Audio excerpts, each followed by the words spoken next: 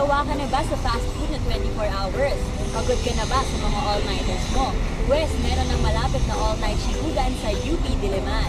Isang jeepney ride lang mula kay Ublay, abot kamay na ang isang healthy handaan. Sa Mesa Norte sa Quezon City, tampok ang samot-saring putahe galing sa iba't ibang panig ng bansa at ng mundo. Matitikman dito ang mga pagkain gaya ng steak, burrito, street food, cakes at ice cream flavors na talaga namang level up. Sa gitna ng dumaraming empleyado sa night shift, nagbukas ang Mesa Norte sa UP Ayala Techno Hub noong 2012. Ngayon, mahatagpuan na ito sa Mindanao Open Parking ng Trinoma Mall. Ang serving dito pang maramihan pero ang presyo pasok sa budget, kung kaya't mas masaya itong i-enjoy kasama ang buong barkada. Kaya naman para sa ating challenge for today, bumuo kami ng 5 katao para sa isang food trip na all-in sa halagang 500 pesos. Sana abot ng 500 pesos mo. Inikot namin ang bawat stall para hanapin ang kanilang best sellers. Ang tumapat sa amin, mga putahe na nagkakahalaga ng 100 pesos pababa, gaya ng steak, spicy beef, roasted chicken at Ilocano food kagaya ng dinakdakan at crispy bagnet. Nariyan din ang mga ice cream flavors with a twist kagaya ng candied bacon, butterscotch pecan, sea salt caramel at polvoron. Sa halagang 85 pesos naman kada slice, meron ka ng mango tort, blueberry cheesecake o devil's food cake.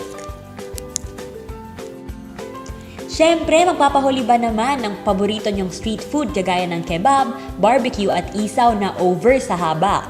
Hindi mo na rin kailangan pang mag-out of town para sa fresh seafood.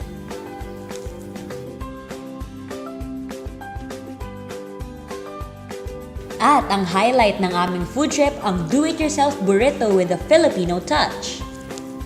So ngayon, ibibigyan tayo ni Cecilia ng for free na kanilang bestseller, ang burrito na merong free fillings.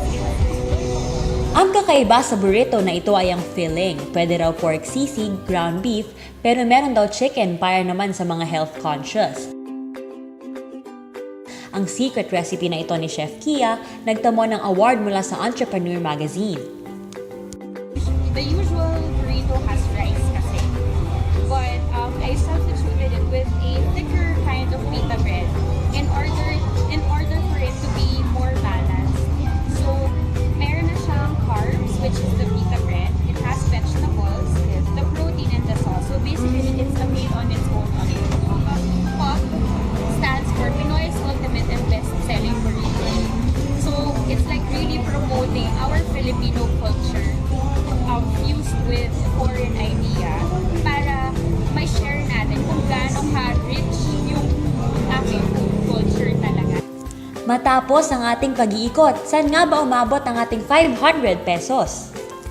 Katapos ang medyo mahaba-habang ikutan dito sa Mesa Norte, nakabili na rin kami ng makakain namin. So meron kaming 2 order ng mashed potato for 100 pesos, Sancerval cake for 85 pesos, lechon kawali with rice na may salted eggs pa 100 pesos, and Cajun pork steak with rice 100 pesos din yan.